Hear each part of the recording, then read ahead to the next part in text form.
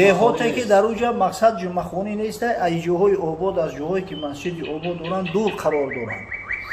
Инора ҷумъа дар калашу фарз нест аҳли ӯ деҳара. бале ӯ ҳамун намози пешина мехонанд, яъне фарзи вақтишу ҳамун пешинай. барои онҳо ҳатто рухсат аст ки дар масҷидшу намози пешина ба ҷамоат бихонанд.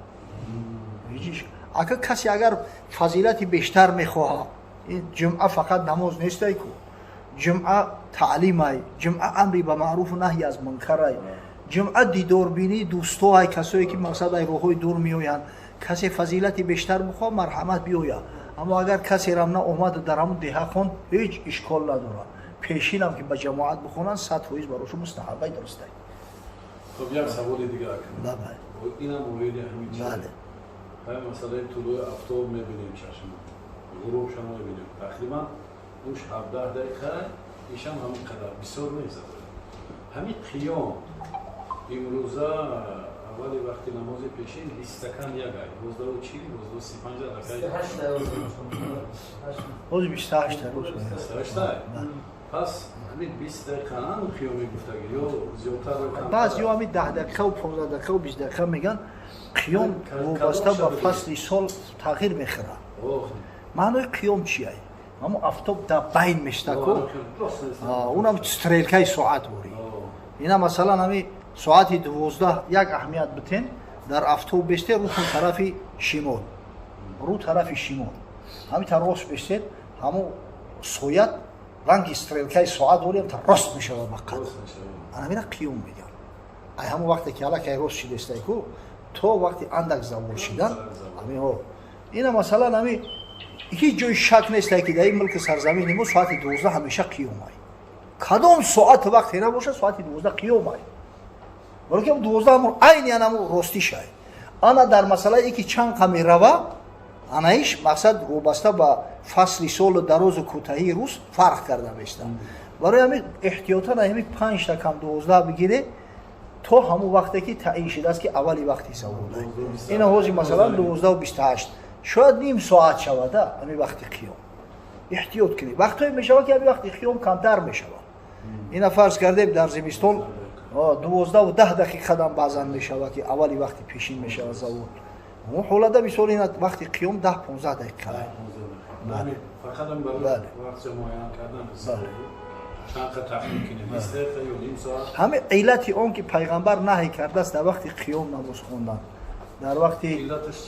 در وقتی مثلا طلوع نهی کرده است در وقتی غروب نهی کرده است با او خاطر است که در نیم جزیره عربستان بعضی عرب ها بودن که صابئی بودن صابئی یعنی که آفتاب کوکب پرست همینا آفتاب عبادت میکردن در وقتی قیام آفتاب در وقتی غروب آفتاب انا پیغمبر به خاطر اون که همون در عبادت وقتی همو مقصد چی نشود حضرت صلی الله علیه و سلم همین حالتو در نهی کرد که نماز نخونه به ضرورت همین چنده نماز نخونه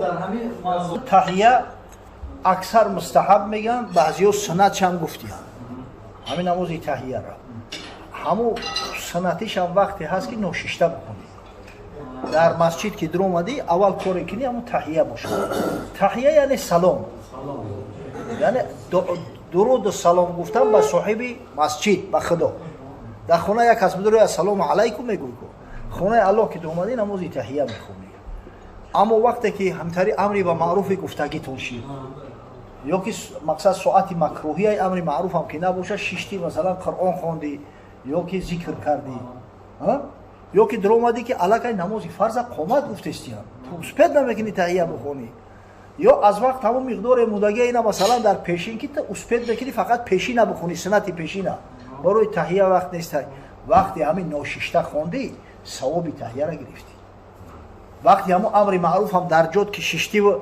صحبت گوش کردی صحبتی که دونستانش واجبه شنید مقصد فهم امر اسخط کردن واجبه ثواب تحیه را میگیری به یک اون شکش و برای که واجب مقدم ای بر سنت بر مستحب حجت دیگه نیست که بعد که با بخیزی با تحیه بخونی و دیگه حجت نیست اصلی تحیه همیه که نوشیشته کنی انا گم میشود که مسجد نماز میخونی میبروی هم تا میروی کی جو میگی بیا خیلی درباره میخوام تمام ما میرم ضرورتی خونه رفتن نیست او گشته میدوه اینجا باید خواندن در طور که آخه در مذهب ما چیزی که ابن عابدین شامی گفته است در امیر رد المحتورش میگه همون مقصد همون امر سنتیش یک روز در یک بار اگر بخونی در یک مسجد کفایه میکنه. البته ای مسجد برمدیم یا مسجد دیگر رفتی خیلی میخونی لیکن یک مسجد انشالله کفایه میکنه. اگر خیلی وقتی مکروهی نباشه شرایط باشه هر بار بخونی با بهتر لیکن اگر هم یک بار بخونی انشالله سنتیش حالا بسیار سوال خوب شید همینجا سوال ایال از اصلا برای امام حضرت مثلا نفسی پوشیدن یا مخصی پوشیدن مثلا در تابستان نه فرمان داره برای امام مثلا سنت نیست اصلا از پای لیجده با خف نماز خوندن بهتره. مقصد همین امام اگر پاش لیچ نباشه و محسی داشته باشه یا موزه داشته باشه بهتر و خوبتره. چرا؟ اکثر نمازی که پیغمبر صلی الله علیه و سلم خونده است با خوف میخونه. بعدا همین بزرگا و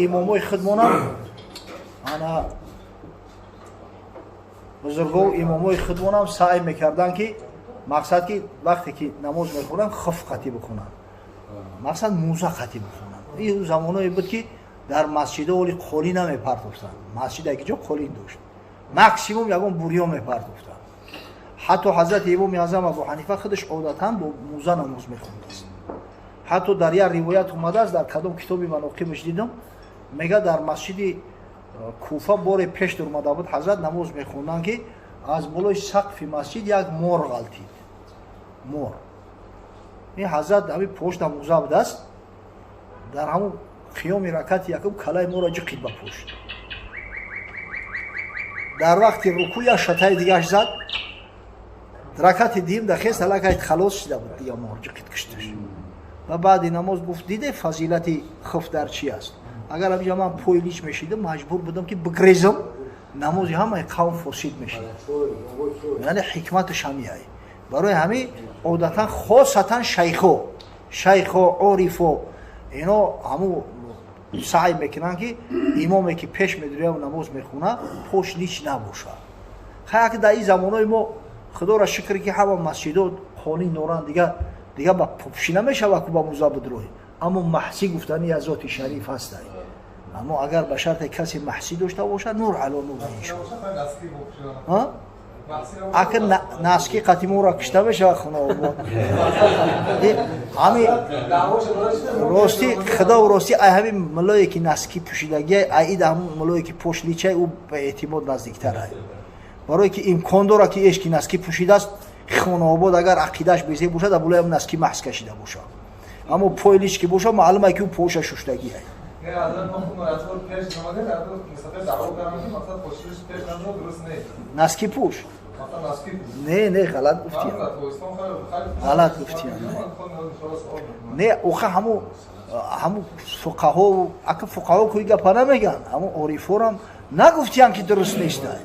بهتر اون است میگه که همو آدم موزه داشته باشه یا محسی داشته باشه نه که این ناسکی تریکاتاژ محسی نیست. موزه داشته باشه یا محسی داشته باشه نه که این ناسکی تریکاتاژ محسی نیست. هیچ معنی نداره. مسئله مرغوده خدا راستی حقیقتا همین کارخانه‌های از همه کلان ذبح حلال مرغ این روزا در برزیلیا و کانادا بود است. برزیلیا و کانادا همین تمام دولت‌های جزیره را از جمله همین حرمین شریفین اساساً به مرغ امور تامین میکنن. همه خدا نگاهش بداره محمد تقی عثمانی را در همه کتاب اولیا کتابش چاپ شده است بحوث فی مسائل الفقهیه المعاصره در همجا از جمله اینمی ذبح مرغ هم آوردگی است. من خودم میگه رفتم میرا تفتیش کردم دیدم در کانادا که حقیقتا چیکار میکنن و همو پروسسی کشته شدن مرغ را بیان کردگی است. انا کی مقصد چخل مرغا ای پاشو آویزان میشوند چخل در یک حوضی آب ترشو میکنن که توک بزنشو بهش شوند و این مرغ میسته که کی کلش ببرو خو کو بعد سکینی مدور است کردی چرخ زننده در اطراف همون درگیر همون میگه چرخ میزنن як одам амҷа дар пеши ҳамон аппарат истодагӣ ӯ фақат тасмия мега бисмилло мега агар вақте ки хеле боша секини мудаввар боша маълум аст ки як бора охир и успед намекуна ҳар марда бисмилло буда шояд ки ҳар партияш да ябор бисмилло буда десте ҳар партияда ҳамаи уно як бора забт намешаванд ку яташ мумкин як сония пеш боша доли секунд қафо боша яъне хеле мушкилиё дорад баъд мушкили дигимаш человеческий фактор инсон бихоҳӣ нахоҳӣ камбудӣ дорад я даҳовуҷаш мегира то ҳам даҳовуҷаш ҳам мекунад ки чанд партия мирғ мегзара бисмилло бебисмилло ё ки худо ина карда нозкаш боша то нозша пих мекунад ки чандташ мегзара ё камтарак одама ховуш мебаро охи ҳаст айда человеческий фактор ҳаме человеческая слабост ҳамеша ҳаст ولی بعضی‌ها میگن همین دوملو کلمه‌های ارسی بسیار میگن اوه خونه تو پری گندم که مردم نفهمن چیکار کنه ولی عامل پسیکولوژی بگم و عامل روحانی بگم کی میفهمه میگه پروخی از برای خود مردم خاطی با زبان باید گپ زنی که مردم بفهمن یک ابله را میبینی یک کس گفت که خدا راستی ما همین اینستاگرام همین چیزا ندارم میگه در اینستاگرام در مسئله تقدیر من چیزی گفته بودم پرت افتیان همون اینستاگرام خیلی میگم 2 دقیقه و 3 دقیقه کو پرت افتیان بعد کسی با کامنت نوشته همین نفهمیدیم گپ همین دوملو را چی گفته است همین تقدیر خودش نمیفهمم در برای تقدیر گپ زده است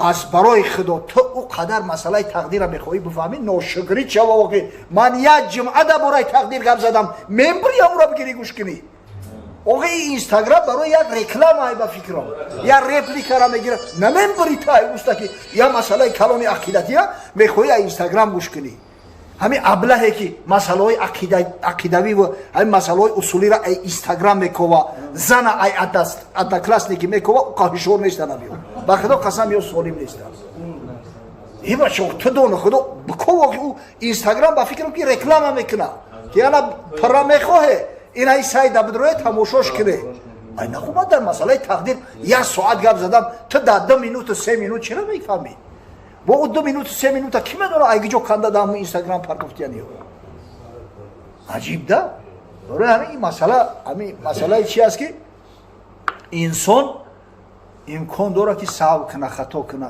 با همین شیخ خدام عجب داره اگه این شیخ فقط عالم حنفیون نیست یا که عالم جهانی است محمد تقی عثمانی در تمام جهان اعتراف میشه این مرد بزرگترین فقیه زمان است من میگم بحث مباحثه نمیکنم خطی تو درباره حلال و حرام نه که میگم من همین توصیه میتونم که از همون سکین من داور کارد زدن دیگر ده 4 بزباله را 4 مسلمان در دستش کارد بتنه همون مرغا وقتی میویان کو همه استادگی بسم الله ما ایدش همه الله اکبر هم نگم بسم الله هم که بگه حلال میشه بسم الله هم حلال میکشش او تا آخری ده ممکنه که یگان تاش ای پشتی کلا بیایا ای پیش حق نیو ای طرف حرامات ای پشتی کلا بیا و حرام میشه همه این هم صفتی کار خوب میشه هم تازه تر میشه اگه یک چیز مقصد که در شریعت یک چیز انیق هست اکسیوم است موافق فتوای شرعی اگر یک مسلمان دعوا کنه که همین حلال کشته شدگی موافق اصول شریعت ضبط شده است خوردن همون چیز حلال است یک نفر اگر حتی در همین مذهب ما نصاب شهادت هم جای اعتبار نداره حتی میگه یک نفر از اهل کتاب دعوا کنه که همین ذبح شرعی شدگی ای نظر فتوای شرعی که به ظاهر حکم میکنه علاقه همون خوردن درست میشه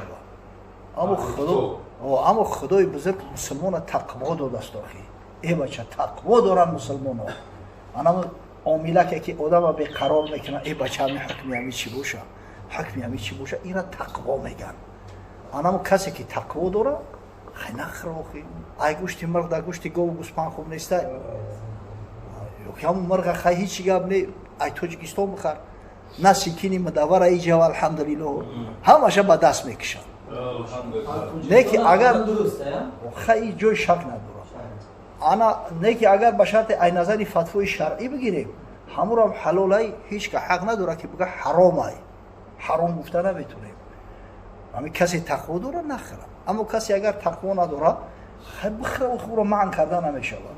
барое ки агар иёро ҳамаша манъ кунем баъд авоминос мегӯянд ки и баробир ҳамаш ҳукмаш як будаст. دیگه همون مرغایی که پیچت حلال هم ندارن همون هم زدن میگیرن. این نفسی بدبخت قپیده نشوه آخی. این نفس چی پرده های را میدرونه. آدم ها و چی جنایت های تیله نمیکنن. اینا چی خیل میخواد. این مرغای رسیه چی میشه آدم؟ رسیه هم همین شامل میامده. ذبح حلال داره.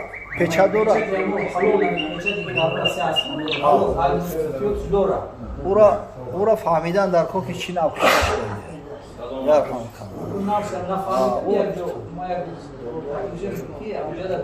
اگر همین پیچتی حلال که داشته باشه یک کس دعوا کرده است الکی که همین حلاله از نظر فتوای شرعی از نظر فتوا الکی هم درست میشه نه که باز میگم کسایی که تقوا دارن همین حوزی کلبسه هم حلاله دیده ای همه همین سیخویی که در همین تاجیکستان کلبسه میبرورن همین حلاله نه که ایام دوره بچگی که ما نخوردیم و دوره ما زندگی میکردیم کلبسه حرام بود همون ایران دیلم نمیکشه باور کنه اگر نمیدونم حلاله نه که خیلی همین دیلم نمیکشه دیگه همون نمیخوام او یا اونجا کم نشیده است که کلبسه دیگه نام دوره اگر